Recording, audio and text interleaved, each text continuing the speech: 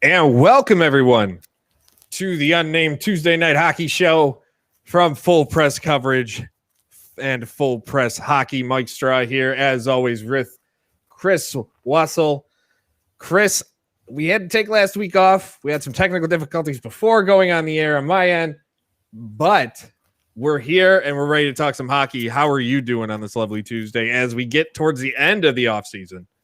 Wait, the off season's over already? What do you mean the off season's over already? I feel like it just started. Oh wait, no, it really is just about over. Personally, I like it. You know what? This would actually be really solid if it was like this every year.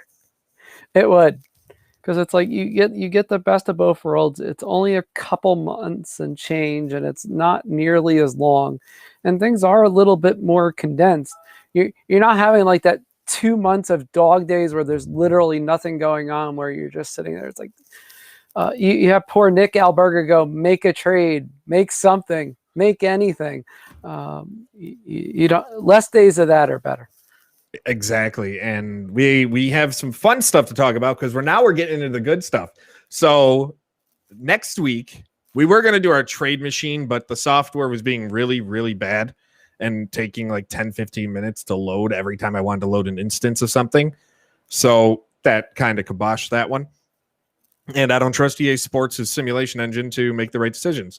So that killed that. But because the offseason is about to end and training camps are going to begin, tonight we are talking all about training camp storylines and what we're interested in as we get ready to see teams hit the ice together for the first time since the Stanley Cup final when Tampa Bay decided to go and win it all again.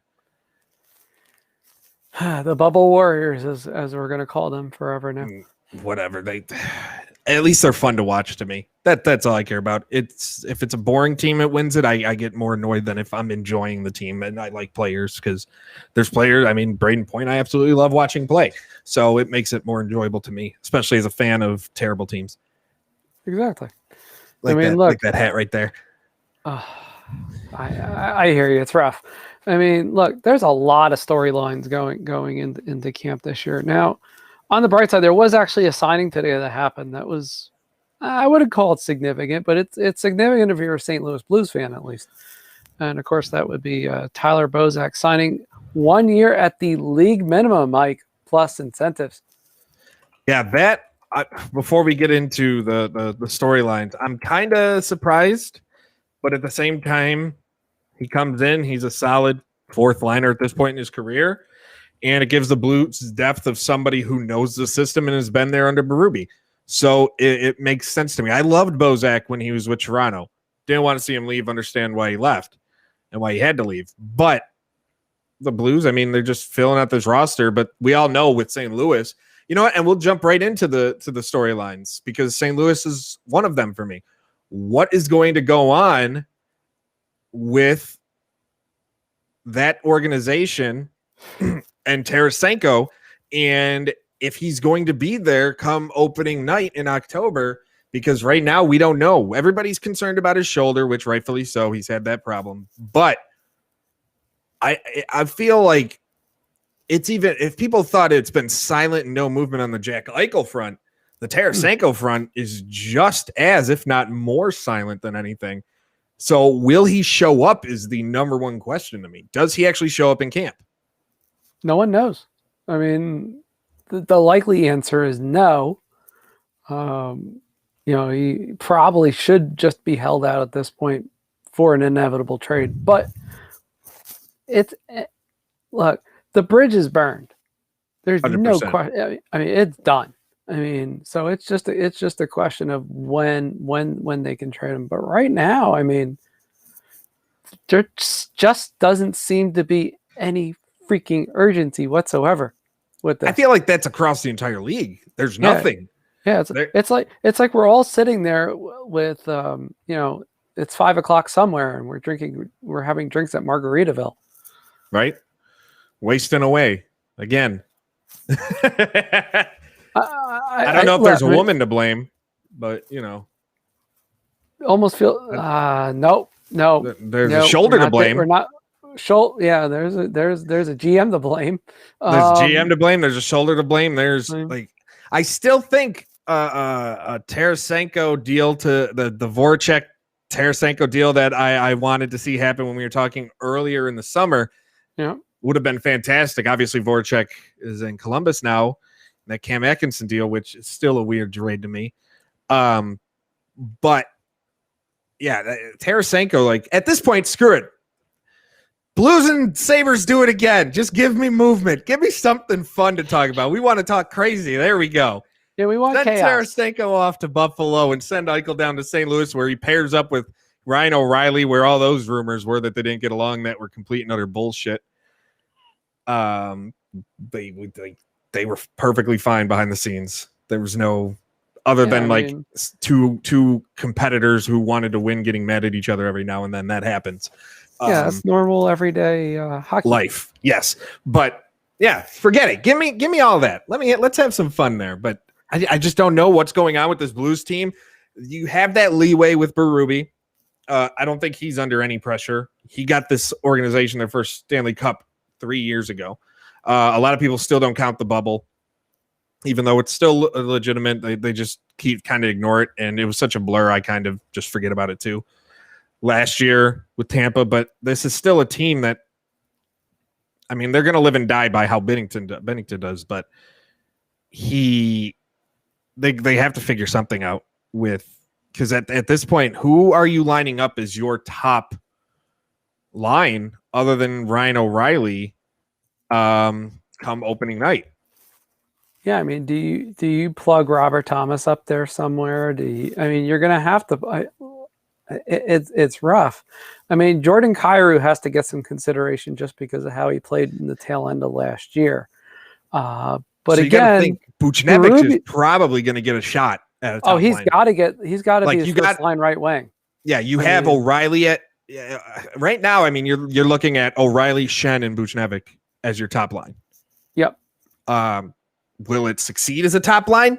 I don't know. Obviously, we don't know. The Buchnevich O'Reilly combo, I think, could work well. I've never been high on Braden Schenn. And he's 30 years old. I mean, he's just I just don't, hit or miss. Yes, I just don't see him though as a top line guy at all. You have Brandon Saad in there. He's not going to be a top line guy. No, he's a second or third line. He's a middle six player at this point. Yeah. Perron is not going to be that top line guy. You are really looking. You have to. Who are you going to? Yeah. Are you going to give Thomas a shot? Are you going to give Barbashev a shot? Like, who are you going to give that opportunity to? Are you going to give Kyrou a shot? Who's going to be on that line with Buchnevich and O'Reilly? Because to me, that's the biggest question going in, because we all know it's not going to be Tarasenko. It's really weird because if you look at last year and how things worked out, how crazy is this? You figure age 32 year and Perron goes and gets 58 points last year. Can he stay healthy and do that again? That's the question. I mean, the reality says he might be able to pull it off for one more year, but that's hinging on a lot, Mike. I mean, this isn't like some automatic thing here. Oh, not at all. I mean, look, and Perron piled up a lot of shots last year. Well, by his standards, let's put it that way. I mean, if you go through the comic relief that was last year's bubble, just think about this for a second. 2 years ago, in before bubble, now he missed a significant chunk of the season. He missed about a third of the season, so he actually wound up playing the same amount of games and had about a 2020 season on less than 2 shots a game. Same amount of time last year. Obviously scored right around 20 goals again. Excellent shooting percentage. You know, and the big difference was he had 151 shots on goal. He had 2 3/4 shots a game. That's a career high for him. Same amount of ice time. He actually shot the puck more and shot, I would argue, more accurately than he ever has, even though he only had a shooting percentage of 12.1%. It's weird how it works sometimes with numbers, but based on his scoring chances and the quality scoring chances he generated, are you going to see that again this year? And You may see enough of There's that. no way. There's not one person I think would. There's not one person, maybe other than himself, that would put money down on that. Yeah. Do I? I don't even know if he would. Do I think he gets 70 points this year? Absolutely not. He's just not going to. He's not going to stay healthy enough. No. For one, and for two, the production at some point is going to dry up with this top line because you have nothing really else to fall back on that's concrete. Yeah, exactly. I mean, if Perron can give you 30 points, you're going to be happy at a middle six spot, and which is where he probably should fit. I mean, he's got one more year left at what I think $4 million. Yeah, Right? Very reasonable contract. I mean, 100%. Shoot, I mean, you think about 58 points in 56 games last year. How much of that gets knocked down is all dependent on where he starts. Does he have that prominent spot on the power play again? If he doesn't, then obviously your production is all bets off. It's weird too, because in a demented sense, Mike, he's found a way to do this later in his career at a time where it's like, huh? I mean, think about it for a second. His first full year in St. Louis, he had just 46 points. There's no doubt in my mind that going to Vegas rejuvenated. Like, there's always that one time for certain players where they go to one team or it just clicks. And then it just like sparks something in their head where then they're off to the races the rest of their career. And Perron was always a nice player before Vegas, but he was always that what if. He goes to Vegas and you finally hit that what if, and he's at least been consistent in what we've seen, the type of player he is. And he's always been a very nice player to have on your team. I think every team in the league would love to have David Perron on their roster. There's not one team that if offered David Perron would go, no. I don't. I personally, and it's nice to. It's been nice to see, but again, will he stay healthy? Who knows? I want to know what happens with the start of training camp with this, and we're not even going to bother talking about Jack Eichel because we already know he's not going to be there, right? Which would be awful for him to show up because we know what's going on. So let's move from one conundrum to another, and this one's even more. We dedicated a whole episode to them. The only team we dedicated a whole episode. Holy crap! It keeps going too. What is gonna happen with the Chicago Blackhawks when they open training camp next week? Wow! I mean, you have. Let's put it this way. Here are the few things that come to my head right off the bat. Number one, how's Jonathan Toews look? Number two, what is that logjam at defense going to be like? Number three, Marc-Andre Fleury. Who's on second? What's on third? I don't know. Who's on second? What first? What's on second? I don't know. Who's on third? That's kind of how it feels with that defense. And then younger players, like, will a Alex Nylander finally do something? Finally show up? But they also have a decision to make. They have no cap space. Their roster size is too big. They have a lot to do. Like, if you are a video game player, this is the organization you want to take over to do whatever to like try and fix. Oh, do you ever? Wow. I mean, it's like looking at a mad scientist and going, I don't even think Dr. Frankenstein could make this monster work. I don't think so, but he could damn well try. But you have players. Obviously, you got Kane and Toews. They're not going anywhere. Maybe Toews. I mean, I don't want to say this, but I will say this. The best thing to happen for Chicago is Toews has to go on long-term IR again. That's what. Yeah. There's no doubt they're kind of. I don't want to say they're hoping they have to put him on long-term IR, but they're kind of hoping financially they have to put him on long-term IR. That is like the be-all, end-all. Then you don't got to worry. Then you're like, all right, good. We can go in the season with what we got. We're happy. If they can't, then it's just throw everything in the air and let the chips fall where they may. Because again, who's Brett Connolly's there? Kubelik's there. Tyler Johnson. No one's going to take Tyler Johnson. DeBrincat is your is the one, if you're going to try and get cap relief, everybody's going to go after. Kirby Dach is likely at this point, with the way this roster shape, pegged for the AHL, unfortunately. I just don't even Kurashev. I want to see these young players get on this roster, but how? Everybody does. How are they going to get them on this roster? Can't. It's just too much Ryan, of a long like Ryan Carpenter, he's on that $1 million deal. He's probably, I don't think he's a body, maybe a fourth liner, but Hagel, he has that 3-year deal, but a affordable 1.5. The Dylan Strome thing, he's one guy that I could see the odd man out in order to fit a Dach or a Kurashev on the roster. But other than that, there's no one. Again, you are hoping, because you're not going to pay Tyler Johnson $5 million and not have him in your lineup. Right. They're not going to go what the Sabres did with Jeff Skinner last year and just sit a paid player because the coach don't like him. Defense, yes, like they are like they're a bunch of players.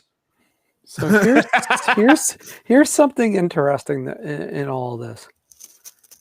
And Mike, this kind of semi alludes to what you were talking about earlier.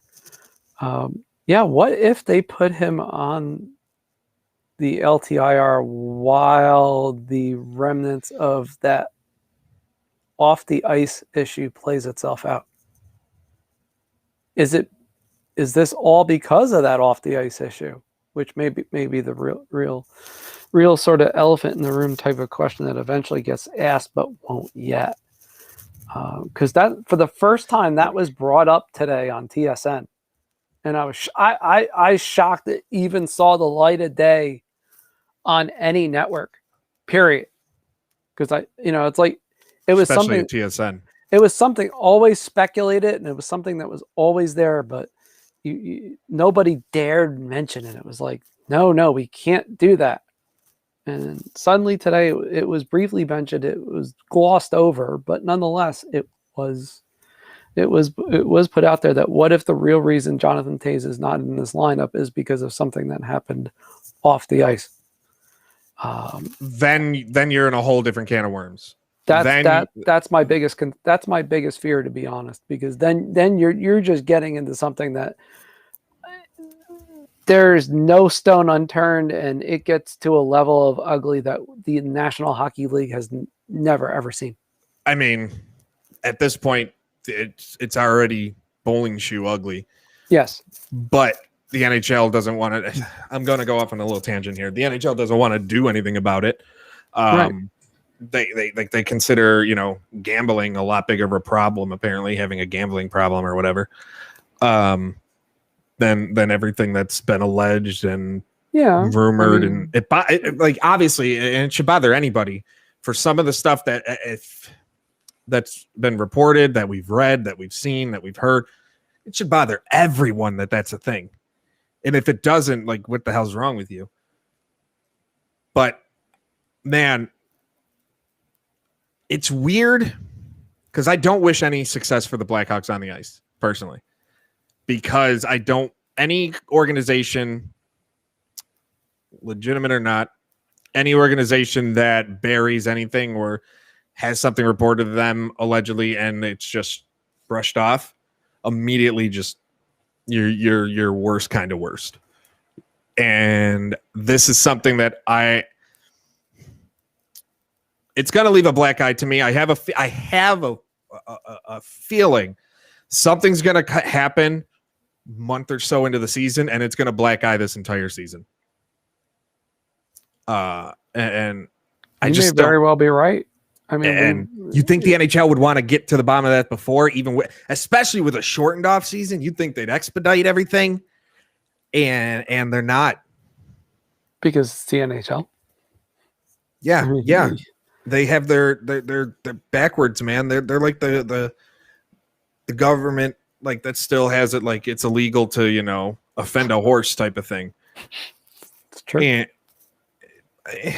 or throw, what was it? Once I think Kansas, it's illegal to throw out a half-eaten cheeseburger. Like these are the types of rules the NHL would actually care about more than what's actually going on. And the NHL, went so far as to hire back a guy who was convicted of gambling and running a gambling operation. Mind you, he is one of TNT's analysts, by the way, with Wayne Gretzky. I'm just throwing it out there.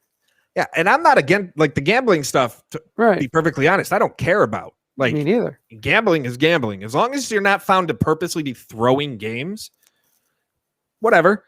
If I find out that a player's betting on his own games, but he's betting on his team to win, good. He motivation, should. Motivation, damn it. I want to hear that my entire team is betting on them to win because I want them to win. Like, come on.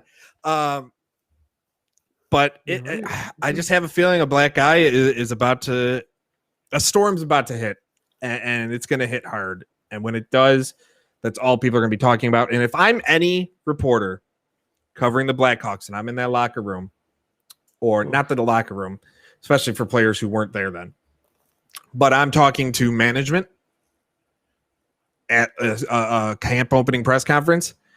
And this is one of the reasons why I'm so happy I'm not in locker rooms anymore, because I hate when they don't pester. I'm the type of person, I don't stop until I get the answer to the question I'm trying to ask. And those would be the questions I'm asking 24/7. Yeah. I don't care if I get thrown out. These are questions that need to be answered. People need to be held accountable. Things need to happen. And again, right now, it's just not. Blackhawks in the NHL are in a terrible, terrible position right now. They're in a no-win position, and they put themselves there, especially the NHL. The NHL could have put the hammer down, came out, said, like, they're not even, nothing, no investigation, nothing. Nada. All you had to do was come out and say, we are actively investigating this. Nada.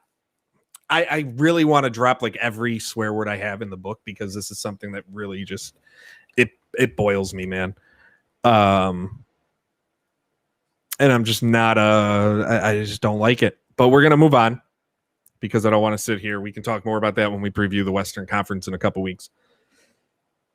But the next storyline, what is obviously seeing all these new faces and old faces and new places. What is the one face? And you can't say Dougie Hamilton or anybody with the Devils, because I know you.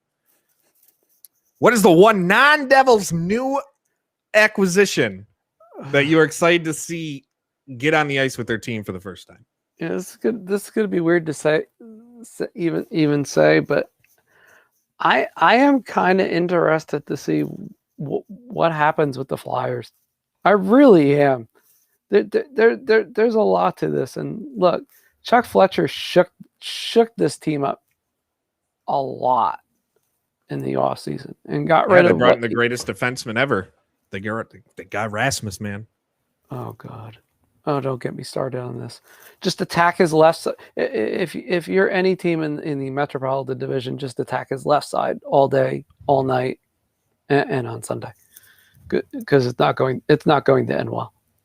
If you're Philly, and that starts to happen. But all joking aside, obviously there's that. There's the whole Carter Hart thing, which doesn't count because he's being reborn, apparently, according to Philadelphia. But it's not even that, Mike.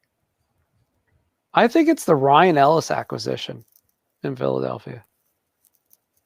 That's what interests me. What happens there? Because look, Ryan Ellis in Nashville, Ellis had a pretty good power play numbers. And for some weird reason, okay, it's John freaking Hines. You can't operate special teams to save his life. Ellis got hurt and he abandoned Ellis on the power play. And somehow this all worked out and they made the playoffs, but that was because of some goalie that was performing at a Hasek-like level.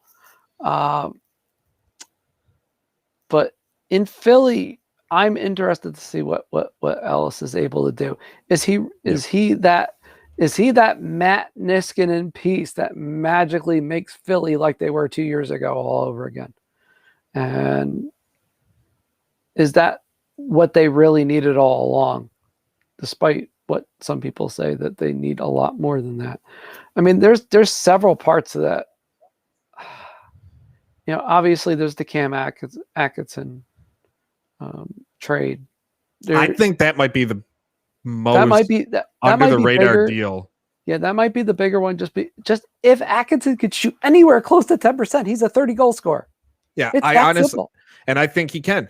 I think that acquisition, Atkinson, I think because he played in Columbus, people slept. Obviously, that's what happens in a lot of these smaller markets. People sleep on really good players, and Cam Atkinson is one of those players where I see him being a major coup for Philadelphia.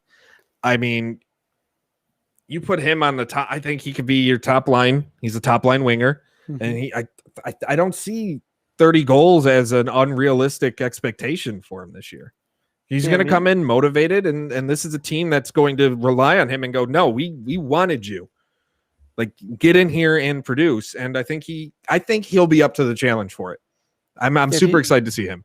Yeah, if you look into it, I mean, at one juncture, I mean, this is a guy who once scored 35 and 41 goals. Yeah, and I think he can do it again. Shooting, and was easily shooting at around 12%. The last 2 years, 8.8. Everything was down the last 2 years. For as no, but much I mean, as at 8.8% in that offense in Philly, depending on what's going to happen, I could still see it. Even if he repeats and he's around an 8 to 9%, I still expect 25 goals. Exactly. Because so I mean, you do the simple math. If he's averaging over 3 shots a game, 82 game season. Wait, we're going to play an 82 game season this year. Okay, great. You figure he's going to get at least 250 shots on net. Yeah, that's definitely that's there's your 25 to 30 goals. I mean, that like that with ease. Exactly. And that power play is going to be rejuvenated, you figure, almost by default. You have to think there's going to be more movement. You're going to see more of a presence from the blue line. Guys that actually know how to hit the net from the blue line on the power play, which is something Philly was definitely missing last year. And you're going to see an overall special teams bump in general for the Flyers that should have an effect. One player I'm really interested to see how he does is Nick Foligno with Boston. Because that deal, the Toronto trades a first round pick for Nick Foligno, obviously, and it didn't work out. He never looked like he fit. He never looked comfortable playing in that system. He never meshed with anybody. It just didn't work. End of the story. Right. Boston, what are they going to expect from him? Because obviously we know David Krejci's not there anymore. And what is going to happen? Are they going to? I wouldn't expect him to come in and fill that role, but what is Boston going to realistically want or demand from a Nick Foligno going in, who will play tough, who will play hard, but he's not going to produce. I just don't see him producing it any way that some fans may have gotten accustomed to. And I mean, it's only a $3.8 million deal. It's a 2-year deal, but he is 33 at the end of the day. Right. I want to see what they have. What they have in store for him. Is he going to be a fourth liner in Boston? He's obviously not a top liner. I doubt they put him on the second. They might throw him in here and there, but right. You're looking at a bottom six forward at best right now. For a guy who was a captain in Columbus for so many years and really was the heart and soul of that organization.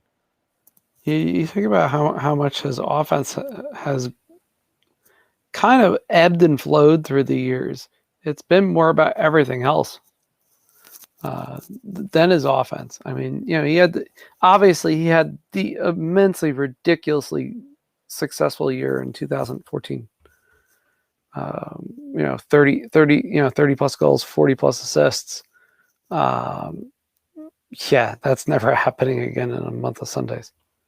But even Not at all. even then, he had a couple decent seasons following that, and you knew the writing was on the wall a little bit, especially with his role Toronto basically being that of a middle six guy who could kill penalties, and that may be what he winds up doing in Boston. They're going to have to use him that way. It's about the only way he's going to be effective. Agreed. At this point. And that's the reality. Boston's still going to have to look for a David Krejci-like player. That's the reality. But the only way they're getting him is trade, but no one's trading, obviously. They're going to have to wait. They're going to have to buy their time and hope that Charlie Coyle can be a stopgap. Yeah. And Coyle is a guy, I mean, he's there. It's weird to call a guy who's got a no movement clause at 29 years old and 5 more years on his deal a stopgap, but yeah, like he's not going to be because of what he's at. They're going to put him on the second line, but he's not going to be a second line player. Like, their first line is Pasternak, Marchand, and Bergeron, and then you got their second line of Hall, Coyle, and DeBrusk is probably my guess. Yeah, they may try they're still probably trying to trade him. They're on a quest. Yeah, but at this point, maybe because and DeBrusk, I feel like it's weird because he's got that $3.5 or $3.6 million cap hit. But he is a pending RFA. Mm-hmm. So I feel like that alone would be a nice. That's a nice chip to dangle for a team. It's like, no, you're going to have his rights. Like, you don't have to worry. Right. I mean, you got to worry always about an offer sheet, but it's not like this is Carolina and Montreal going back and forth here. But yeah, the DeBrusk thing. But I think maybe they put him on the second line to, showcase. That whole myth. Showcase and see what happens here. See what you got. But we're gonna move on to the last topic of the day. We're gonna make this it's the last one before the season really gets going. So we're gonna have fun on this last one. Goaltending, the goaltending roulette. What goaltender on a new team this year are you excited or expecting to stand out and have a chance? I'm going to start because we're going to stick with Boston because I really want to see what Linus Ullmark does with a solid team in front of him for the first time. Because if he can put up the damn numbers that he did in Buffalo and now he has a better team in front of him, I really want to see what he does. With like literally you're the starter, you have a decent you have a playoff team in front of you, go lead us there. I'm super excited to see, even though I hate the Bruins, I'm super excited to see how he pans out there. And obviously there's Marc-Andre Fleury, but again, I only feel he went to Chicago solely because he knows he was told maybe he would promise of a trade down the line. That I still stick by. There's a promise of a trade if things go off the rails, because I wouldn't want my family around that. I don't doubt it. But yeah, Linus Ullmark is my goaltender. I really think has that chance to shine. And on that type of contract, Boston might have gotten the steal of the decade, and the decade just started.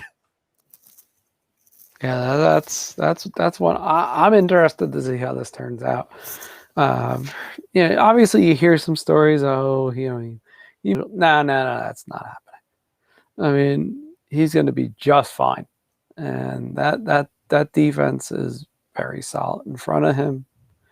There may be a little bit of an adjustment period at first. If you see some unusually weird numbers from him, don't worry about it too much straight away. It's just the old adage of a player getting used to a team actually playing defense in front of him. I mean, that's the reality of this too. It's like, well, what's going to happen with some of these guys? Wow. Here's mine, and I got a few, but one of them is definitely UC Saros was not a fluke at all. There's a lot of people who think he was.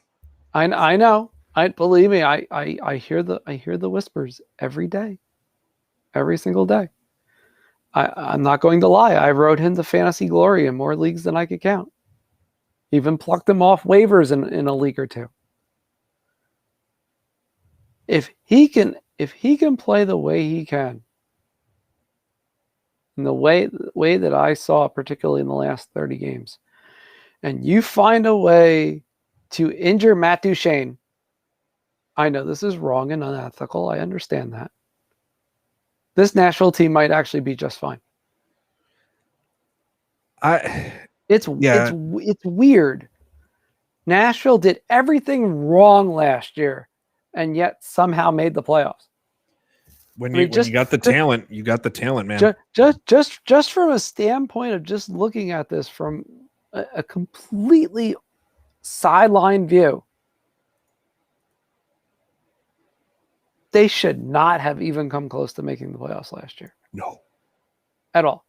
And their goaltender legitimately stole about 10 or 11 games last season alone. Oh, without a doubt. And that's just what I mean, it happened in the past with Rene. We've all seen it, but everybody thought it wasn't going to be Nashville making the playoffs. It was going to be Dallas. Like everybody. There's not one person during that run to the playoffs after the trade deadline that thought Dallas wasn't going to be the team that made it. Dallas just ran out of real estate. They got gassed. They just didn't have anything left. And you go Carolina, obviously. Nashville, and they made it a series against Carolina, a series they had no business being a part of, but Carolina was a disappointment too. Now, that's another team with goaltending. Yeah, I mean, we have a couple tie-ins here. We have Carolina, obviously, who somehow thought it was a good idea to play hardball with their young goaltender and let him go, walk away, and they didn't just let him go. He went to the one place where everybody's just like, "What does he have on every team possible?" When anybody like Stevie Y is just a GM like voodoo doctor at this point. Ooh. And we're not even joking, folks, with this, because if you saw Nedeljkovic going to Detroit, no one did, just didn't. And as a result, now Carolina obviously blinked, panicked, whatever you want to call it. Freddie Anderson. I mean, it's not terrible, but they're still better goaltending position than the Sabres. Yes, but I mean, most teams aren't it better. Me and you could start a team tomorrow, just ice us two, and we'll be in a better goaltending position than the Sabres with an empty net. It's true. So, but yeah, the Carolina thing, I don't know what they're doing in that. And then obviously, if that wasn't enough, they signed Antti Raanta. Now, I mean, look, you have two goalies in their early 30s that have shown signs of aging. One can't stay healthy. One has had the most bizarre series of events that could ever befall a goaltender. And this is a guy that had a scorpion infestation in his house. I mean, and Anderson's not much better. You have to wonder how much is left in the tires with him even at this point. And can he play 50, 55 games? He's going to have to play 55 plus games. There's a legitimate scenario where he. And I don't think he does. And I can't see this because, when we started looking into this with the guys from NHL Fantasy.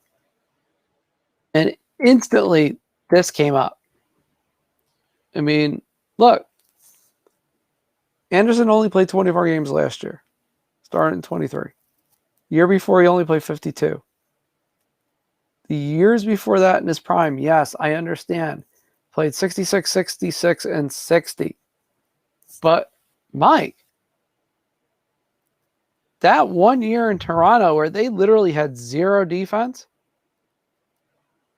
this is a guy that faced 35 shots per 60 on a regular basis. Yeah, and it takes a lot out of people. And my camera froze again, but it takes a lot out of people. And there's always that one year where you sit there and look at a goalie's career and go, "Oh God, that broke him." Yeah, and there is without a doubt in my mind that was the year that broke him, because he is really, I mean, other than the early part of that following season, like, he has not been the same. No, and I don't think he will be. And I mean, there was a lot of talk of the Sabres being interested in him. I think people would rather have what they have and see what UPL does with him. But yeah,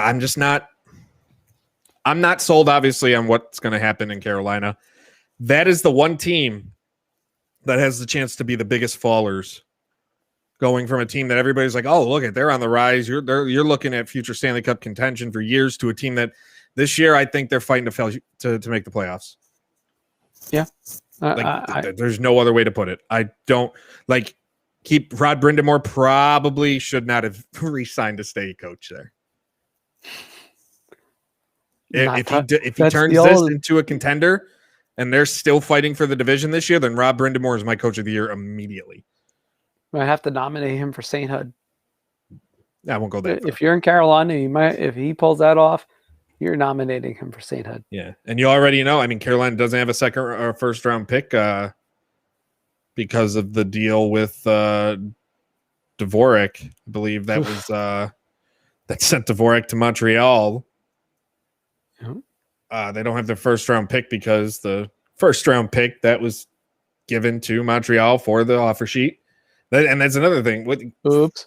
We have next week's going to be fun when we talk about the Eastern Conference. All right, last team goaltending, Seattle. Mm-hmm. Philip Grubauer, Chris Dreiger. Who is this going to be, a pure 50-50 split, we think?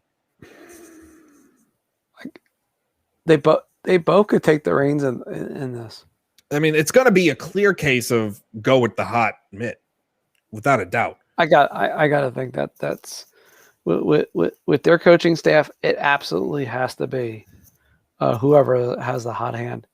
And look, defense and goaltending wise, they're going to be pretty good. I mean, we're just wondering what they're going to do for offense. I don't know.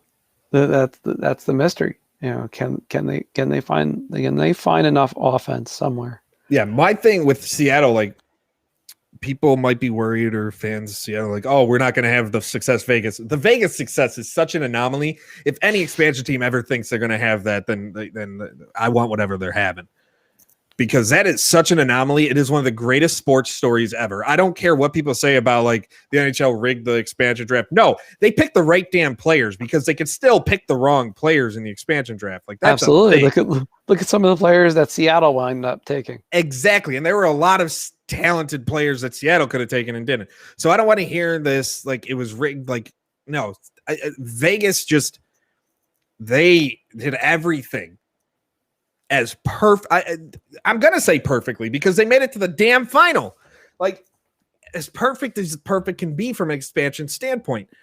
Seattle's a team on the back end. Like, that's the thing with Dreiger and Grubauer. I don't see them facing more than 24 shots, 26 to 6 shots a game, because if that, like, there's going to be a team that's going to be tough to get quiet, especially maybe some outside shots. But as long as they stay disciplined and don't take too many penalties, goaltending is not going to face a lot of action.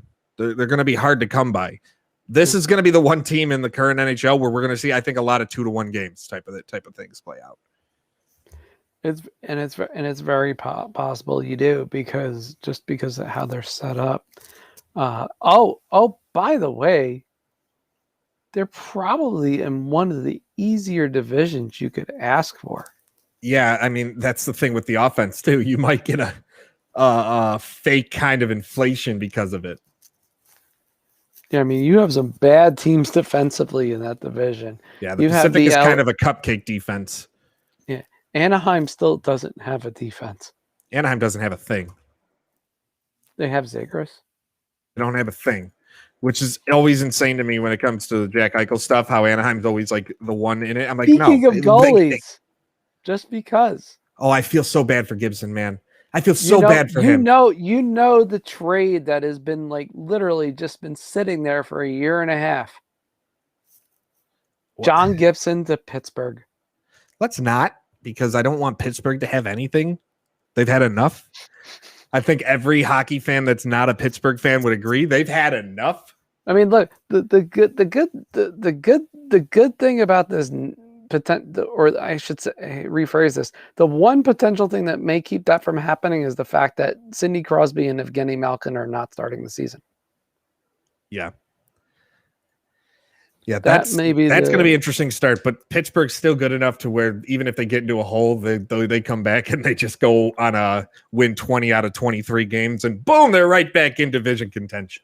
Yeah, I know. That's just Pittsburgh, man. They have that way. They did it last year.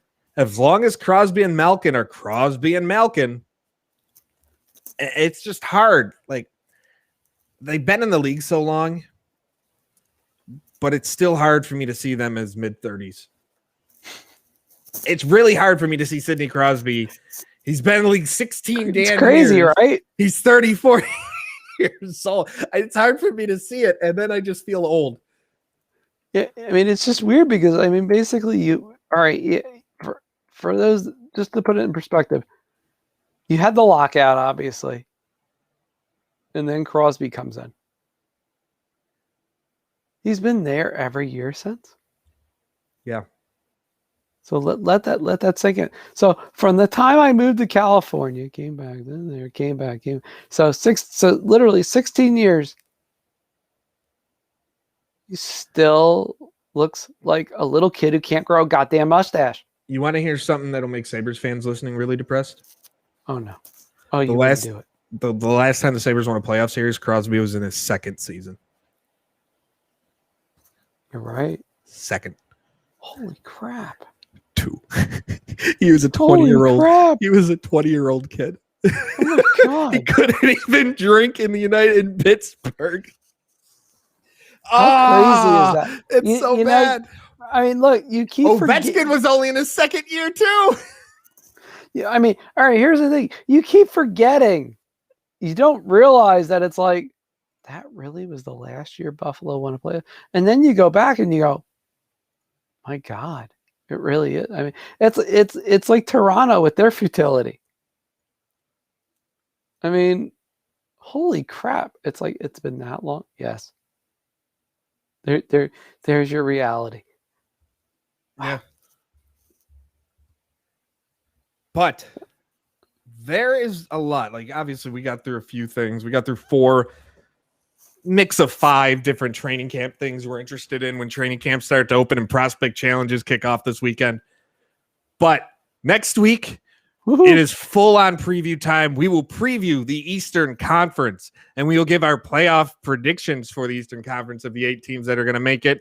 2 weeks from now, it's the Western Conference. Then we are in full hockey season mode. We are 4 weeks from tonight is opening night in the NHL. That is fantastic. Wow. It makes me so happy. Opening night, we will be here live. It is going to be a fun time. Have some big plans. We'll finally have a name for this damn show. Yeah. On opening night. And it's probably going to be the worst name ever, but we're going to have one. I will not be able to play the horse with no name. I mean, we can. We might play it when we load into the show on opening night. We might have to at this point. For Chris Wassel, I'm Mike Straw. You can find us at Full Press NHL on Twitter. You can find us at fullpresshockey.com. Tune in every Tuesday, 8 p.m. Eastern. Until next time, we are out.